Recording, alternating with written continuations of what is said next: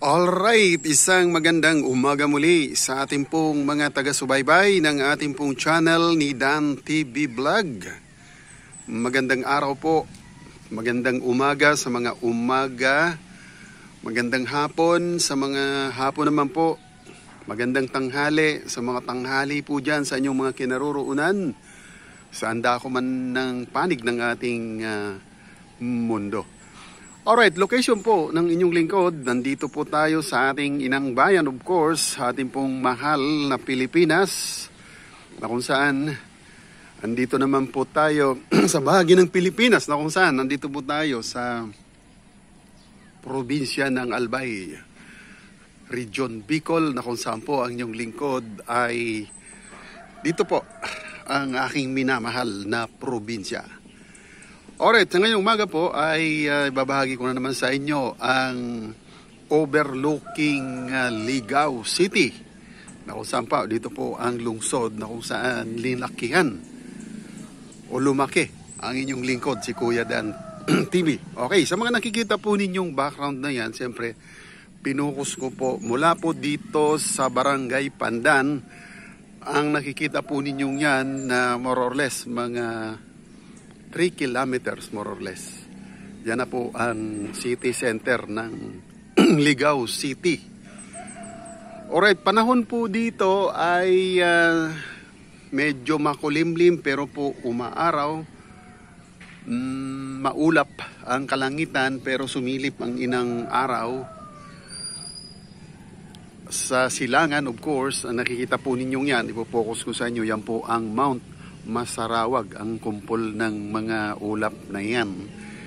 Tapos dito naman sa bahagi na yan, tapat na tapat ko ang araw, pero ayan, nasisilip po ninyo ang almost 1/4 ang pinakadulo ng Bulkan Mayon, pero may usok siya.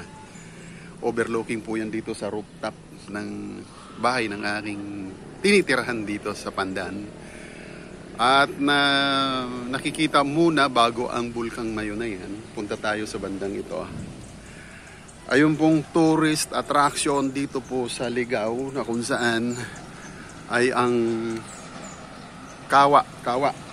Ayan po, ang Kawa Hills. Yan pong nakataklob sa Bulkang Mayon. Ayan po ang Bulkan Mayon. So dito siguro mga from here, mga more or less 20 kilometers yan. Pero yan pong bago ang makikita po ninyo ang bulkan, yan po ang Kawa. So that is one of the tourist attraction here in Ligao City. Alright, so ikutin natin ng 160 degrees. Yan. Nakaharap po ako sa silangan. Tapos po, right side turn po natin para makita po ninyo ang kabuuan ng probinsyang ito. O ang siyudad na to, na kung saan po ay mula dito po sa aking kinaroroonan, sa rooftop, ay halos kasing taas ko. Itong magtataasang mga puno ng tulad niyan, Nara, yung mga yun, sa medyo malayo na yon ay di ko alam kung anong mga puno na yan, pero ang lalaking puno po yan.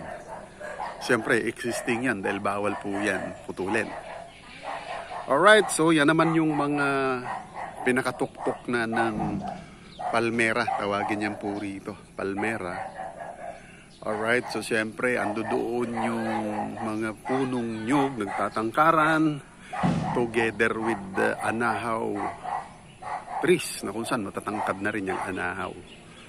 Alright, so dito po sa may aming ito,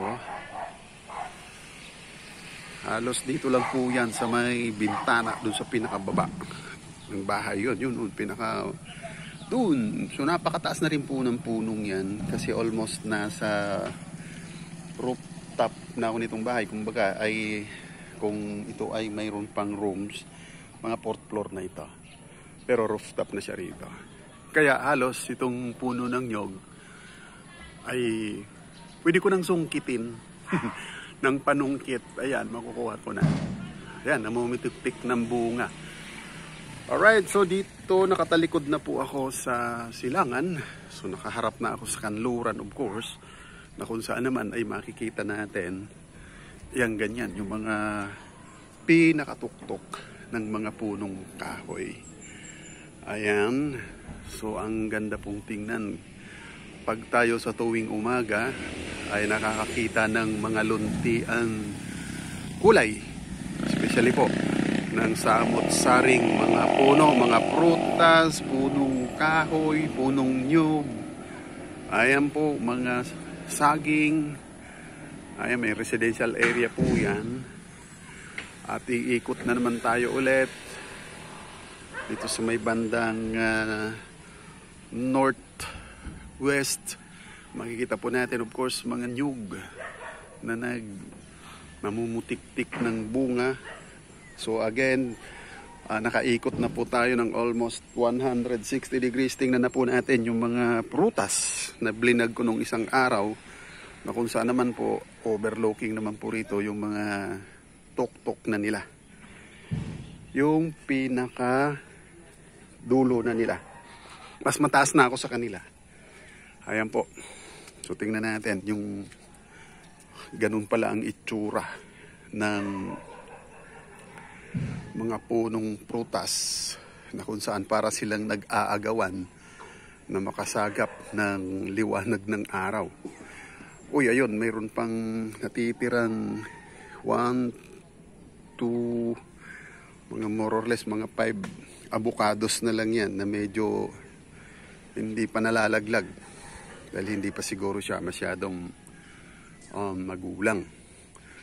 Then yung masyado ng masukal, yung star apple, sobrang nang masukal siya. At puntahan natin yung mga avocado, ando doon, ubos na yung bunga niyan, na yun po inabot ko. At ito halos kasing tangkad ko na itong kamansi. Oy, speaking of kamansi, nung isang vlog ko po, yan ang ating napagkwentuhan. Okay, yan. So, sa banda po ngayon, ayun, sa pinakadulong yon, ayan, namumutik-tik ang mga rambutan, but then, hilaw pa. Hindi pa po pwede. I don't know, pag balik ko ng Maynila, kung po pwede nang madala siya o ma-harvest. So, ibig sabihin yan, medyo matatagalan ng inyong lingkod dito po sa probinsya.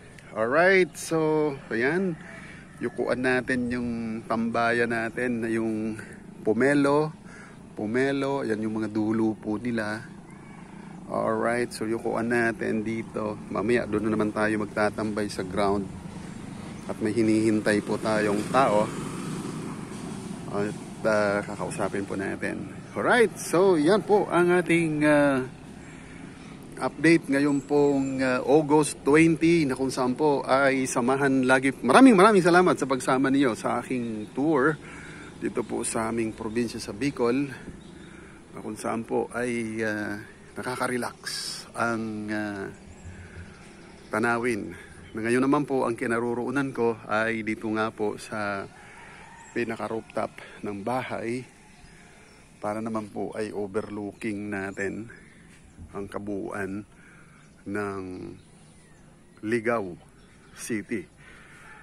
So ito lang po ang nahahagip ng ating camera. So halos pinaka syudad lang po ito. But then the Ligao City itself ay napakalawak pong bayan o municipality o city. City na po siya. Okay, basta yan pong mga natatanaw po ninyong yan, mga kabundukan, mga gusali na yun sa yung pinaka-syudad, ay lahat po yan ay nasasaktupan ng Ligao. Alright. Ano lang, pwera lang po yung bulkan na yon, ay iba na pong municipality yan. Wala po yata dyan sakop na area ang aming syudad ng Ligao. Okay, mula po dito sa Pandan, Barangay Pandan, Ligao City, ang inyong lingkod, si Dan TV Vlog, ay nagbabahagi po sa inyo ng muli ng video o vlog para naman po ma-picturize ninyo ang aming o ma-visualize ninyo ang aking kinaroroonan dito sa probinsya. So doon po sa ating mga kaibigan, ating po mga taga-suporta, members na willing magdumalaw o mag-tour dito sa aming probinsya, willing po ang inyong lingkod para po i-accommodate po kayo dito po sa aming lugar. Alright, so Dan TV Vlog is now signing off. Mega love shoutout syempre sa ating mga member super chatters at sa mga walang sawang sumusuporta ng ating pong channel Dan TV Vlog. Alright.